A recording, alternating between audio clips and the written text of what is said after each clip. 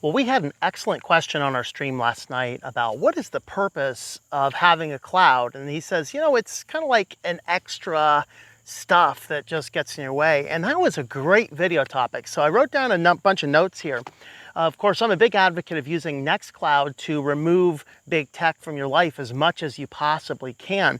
And so I pulled out several different uses for having your own NextCloud server, whether you're a business, which we have 7 major uses, or even a family greatly benefits from having this type of feature.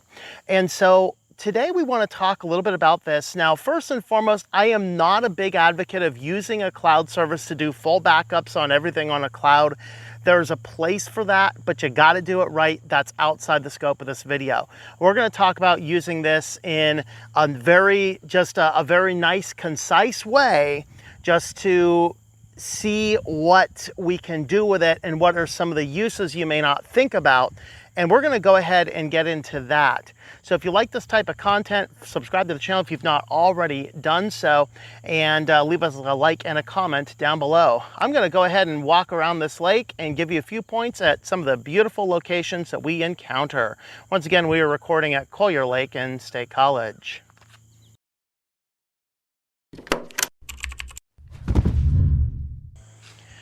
So as we start thinking about utilizing NextCloud in a service, there's applications for business, there's applications for family. Now, business can do full office suite replacement. It gets a little bit more expensive when you're doing that. You need more system resources.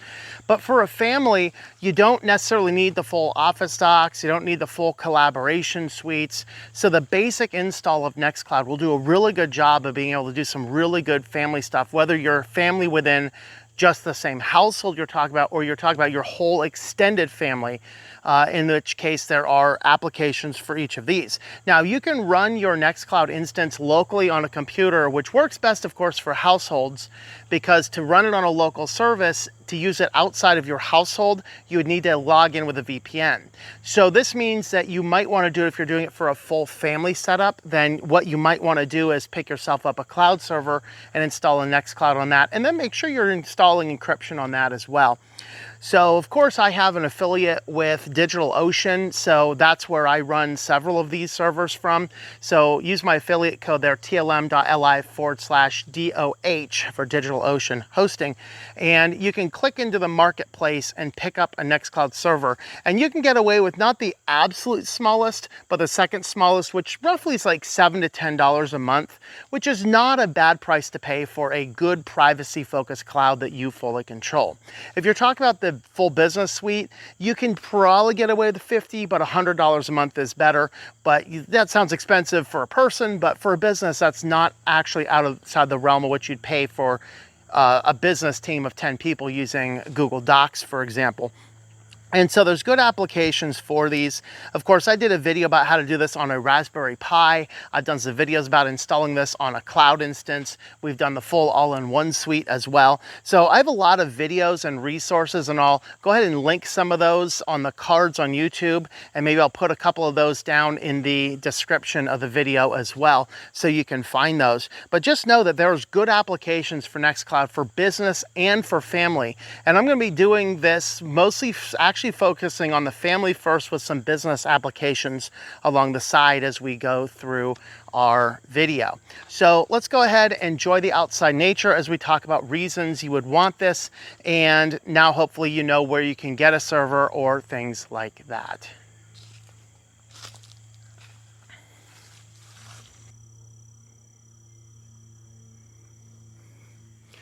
So our first overall use is actually going to be WebDAV syncing. So if you're unaware of what that means by that term itself, WebDAV is the protocol that is used to sync the calendars and contacts specifically between your phone and your whatever your server happens to be. Now you can do this locally as well. You can do it through a cloud system. I use a cloud system, and all of my contacts and all of my calendars are managed directly utilizing my NextCloud. I have never had my address list inside of Google, inside of Microsoft. I've never done it. I've always done it either locally on the device only, or through NextCloud. So this is very good for families where you can have your device, and instead of passing all of that data to Google and Microsoft and other companies that actually collect and use and harvest and analyze that data, they might make connections between who's who and part of investigations, whatever else they want to do. You can utilize your own NextCloud instance for syncing up your calendars and your contacts to your NextCloud. That'll allow you to access those on any computer that you also connect with that, and any phone and device. If you lose your device, you just get your new one, sign into your NextCloud account, and boom, all your contacts are back, all your calendar items are back, all of that type of stuff works. And we'll discuss files soon, but I just want to keep those two separate. Of course, for businesses, you can do the same thing with businesses, keep all of those contacts out of the hands of Google, who's doing who knows what with that kind of stuff, and you can use everything all locally directly on your system. Now, other companies like Proton do have options where you can do this as well. So if you're not as comfortable doing the NextCloud, you can have a look at Proton services. They do the WebDAV and the contact syncing now, as well as email. Of course, email is something NextCloud won't do. We'll talk about that near the end with the business. But next we're going to talk a little bit about our file backups, but we're going to go ahead and move to a different location, maybe one with a little bit more light, or maybe I just shouldn't have a bright backdrop behind me, right? But let's enjoy the scenery all the same. So the next thing we want to talk about with your NextCloud instance is the ability to sync your phone's data. Now, this is something I don't explicitly do, mostly because I don't like using my phone for really any form of data at all. I'll put pictures on there and I'll pull them off manually as we are going through, but for the most part, I don't do that. However, it is very possible. The NextCloud app that you install on a phone, which is compatible with the Android and the iPhone, you can set it to automatically detect certain folders and upload whatever goes in those folders up into your NextCloud instance, which means that you can automatically sync all of your photos that your phone takes directly to the cloud. So you do have the options to do that inside of NextCloud. There are also apps to do browser sync sharing. So if you don't want to use the Firefox, or for God's sake, the Google account, you don't want to use those, then you can use the NextCloud instance in order to manage that as well. So there are definitely options that you have for doing your data syncing from your phone up into your NextCloud instance. Of course, this is something applying to both families and businesses, but think about that. Instead of snapping photos and those are going up to Google and whatever else they're doing with all that kind of stuff, then you have the ability to sync those directly to a cloud server that you control, whether that's at your own house or if that is on a cloud server that you own. Now, what is the difference, since it's worth bringing up? Some people might ask, what's the difference between that on NextCloud and on Google and iPhone? Well, the difference is that the Google accounts and the Apple accounts are tied directly in for that particular service.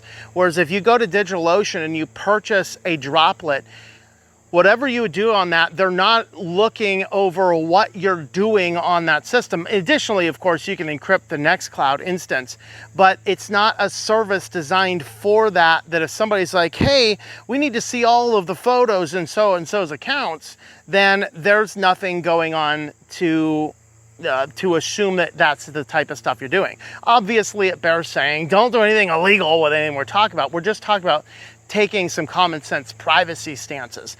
But that being said, we have to be more proactive, as the next case we talk about is going to bring in some of those cautionary tales. But you can easily sync your stuff utilizing the NextCloud app between your computers, your phones. We talked here mostly about the phones, but your computers, your phones, those can all sync into whatever you want to sync it to have those automatic and instant data backups. So that is definitely something that you can do with NextCloud on your own instance.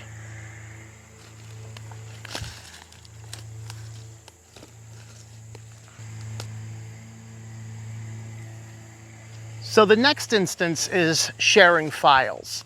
families sometimes keep around things like Facebook because they're like, it's the way I can keep up with my family, and that's where we put our photos up. And so you're sharing your family photos on a service like Facebook, or even a service like Google or Microsoft. And the problem is that these companies can use these photos and things that you have, and they can just do all sorts of interesting things with it. In fact, the case study we'll look at here was back during the Koofy Koofs, when a man had a young son, and he called the pediatrician and said, hey, there is a rash appearing down in the nether regions. We'd like to schedule a time for you to come in and have a look at it. And the doctor said, take a picture and send that to me, and I'll look at it and see if there's something we can do without having to schedule a time in to the meeting.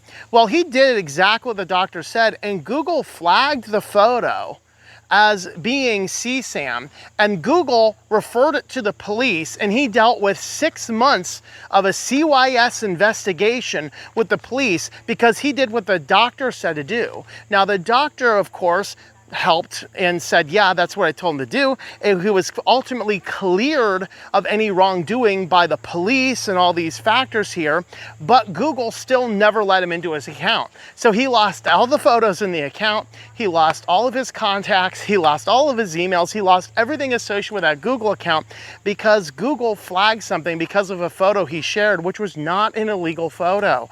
In fact, it was a photo requested by the family doctor in the process of doing legitimate medical care for the child. You don't want to find yourself in that type of situation. And so NextCloud gives you the perfect place to share files. Now, this is, of course, if you have a cloud-based system, encrypted, and even if you have extended family, you can have a NextCloud instance and give all of your extended family access to it, and then you can just throw up a bunch of photos and go, oh, share this with grandma. Oh, this was, Uncle Tom's gonna love this truck I saw. You know, you can do this. You can actually put everything in a community folder. Everybody can see all the photos, or you can directly and explicitly send individual photos to individual people. So there are really good things you can do as far as family photo sharing and other file sharing. You might need to send a contract or a will or something like that. You can do it very securely through your NextCloud instance, sharing it explicitly on the family, and it never goes into these big tech company servers. Now, this allows you to privately share data without the big tech getting involved. Also, though, this has great application for businesses. You might need to share a file with a client. In fact, when I had a really good accountant and he retired, and then he sold his business to another guy, and that very first year, that guy's like, we're gonna use Dropbox, everybody. Are you kidding me? Dropbox is explicitly not a system designed for things like that. When you're doing things with accounting and things like that, you must follow stricter data privacy laws. And like my current accountant, I fired that guy and found my current accountant when I could not be happier about that decision. My great new accountant is just amazing. But they do everything through their own private system. But guess what? I send my accountant all of my tax files initially through my NextCloud instance. I just send that to him. He knows my social security number, so I just send it to him, and I know he knows the password. I use that in a coordination with a few other factors, all of which he knows, and he gets access to the files. Of course, then I can stop the sharing or delete them from the server after a short period of time. But for business applications, if you need to share sensitive data with a client, it is more secure to do it on your own instance that goes directly from your controlled, company-controlled asset directly to your client without sending it through Google or Microsoft or Dropbox in between. And so there are deep applications for file sharing inside of your businesses as well as inside of your families. Yet another good reason to use your NextCloud instance. Of course, that's sharing files. What about accepting files? Well, we're going to talk about accepting files next.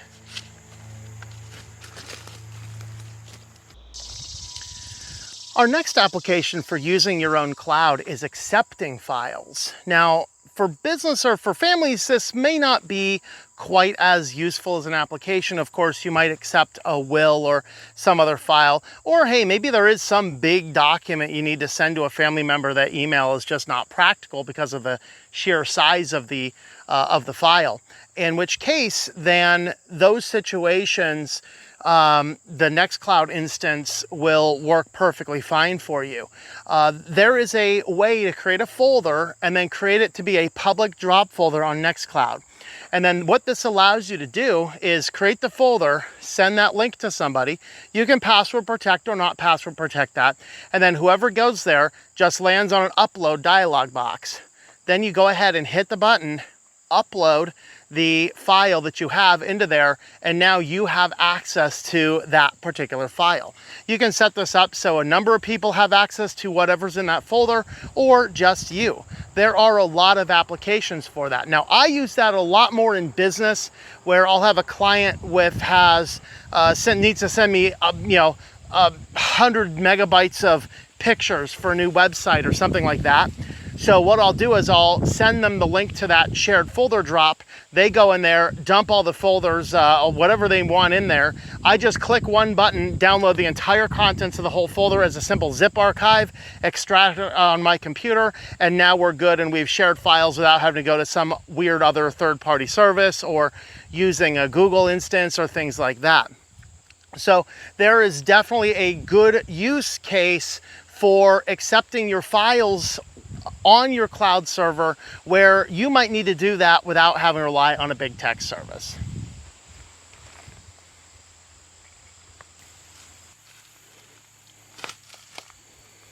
So the next great application we have inside of a NextCloud instance is Notes, note-taking. I use this every week. My weekly news roundup, I collect articles from a variety of different places. Some of those are sent to us on the Matrix server, and some of those I just use through an RSS feed on a phone.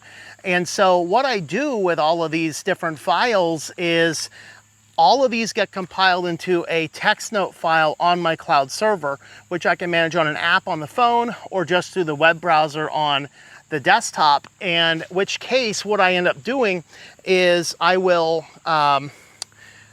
look through all the news sections, dump all those into the document, and then what we do is we go through those after our Thursday show with our supporters, and then we sort through all of the best news articles for the week, and that's what I do. Now, you could also do this in a family setting for like shopping lists. You know, everybody has access to the particular app, and then whoever's going to the store goes into the app and purchases all the things. Now, there's apps that do that, but the problem is those apps that do that also tend to collect a whole lot of user data, and we don't want to be sending our user data on up to these companies. And so NextCloud allows you to do this without sharing that data with any other third parties.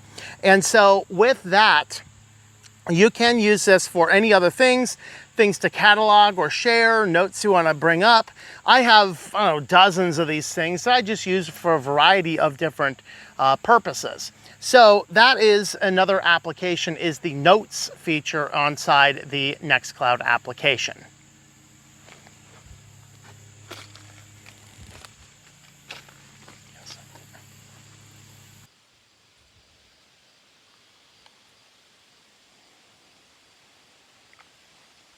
Our next application is project management.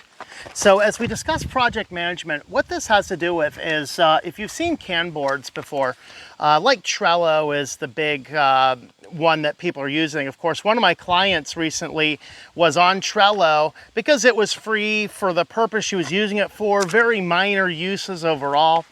But then they're like, hey, we're going to start charging you. And it would end up costing her hundreds of dollars a year for a thing that she doesn't use in any major business capacity. It's just like basic things she could have done with like a spreadsheet if the people on her staff would stop breaking it, you know. And so we set up, whoa, I'm gonna fall down the cliff here. We set up a Kanboard with her on one of the open source projects, which worked out fine. But NextCloud also has a project management Kanboard type application. And so I don't use this one personally, but Ivan does. And so he included us some footage here that you see. Kanboards can be used for any form of project management. Now, for a family, you could use this to organize kids' schedules, do project planning for big projects at school or even at work. You could do it to plan a family vacation. There's a lot of applications that you can use a CAN board for. And so in a family case, it might be overkill. I personally am inclined to use, notebooks and paper and things like that myself. But it is definitely worth looking at if you are a more digital or technical person and you like those types of thoughts and features. Of course, businesses use things like that all the time for project management, assigning different tasks to different people, to different teams. All of that is embedded inside of the NextCloud for Business applications. So there are some really useful tools on there to talk about utilizing your NextCloud instance without having the extra service of a Trello or some of the other CAN board project management systems. So consider that as another useful feature.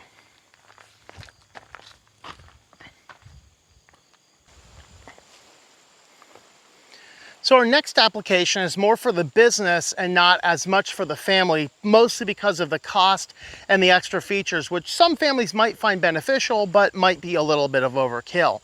This deals with the all-in-one NextCloud suite available on Docker on a cloud image. This you can get away with $50 to $100 for a basic starter a month on cloud server fees because it requires a lot of extra system resources. This is the one that does everything we've already talked about, but it also adds your replacement for Google Docs. So you have the choice to use LibreOffice or OnlyOffice.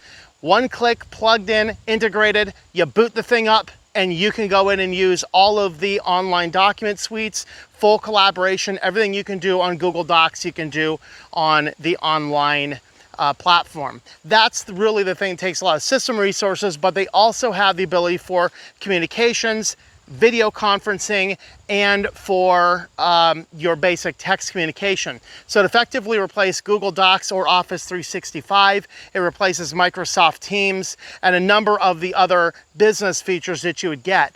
But it does also include all of the other features that we talked about. So ultimately, if you are a business saying, we either care about data privacy or we're concerned about the direction that Google or Microsoft might be forcing people to go into, you might definitely consider looking at your NextCloud all-in-one instance. Now, like I said, for a family, it can be expensive. You can probably get away with a low-tier system as long as you don't have too many people on conference calls and things like that. But for businesses, it actually does become cost effective. If you have about 10 employees and you're paying Google for their services, you're actually going to be paying about the same exact amount to host your own private NextCloud instance with all-in-one features. And that system, I think you can run 20 or 30 people on that.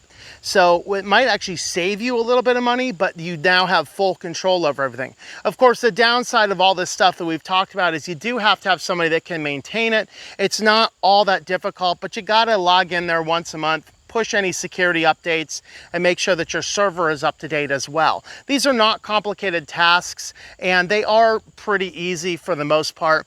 But if you don't have anybody at all in your family who is competent to do this kind of stuff, you might be stuck on those basic services. But I would implore you to take the time to learn something new.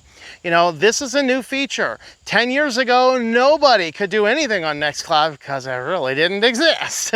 It was kind of coming online about 10 years ago. But the point being is that it is worth learning a little bit to take more control back in your life, and you're going to learn you have a greater self-esteem when you start learning things. And that really is the driving force to do videos like this, to show you about the other features and functions that you might be requiring. So those are our thoughts. We're going to go ahead and wrap up the video now.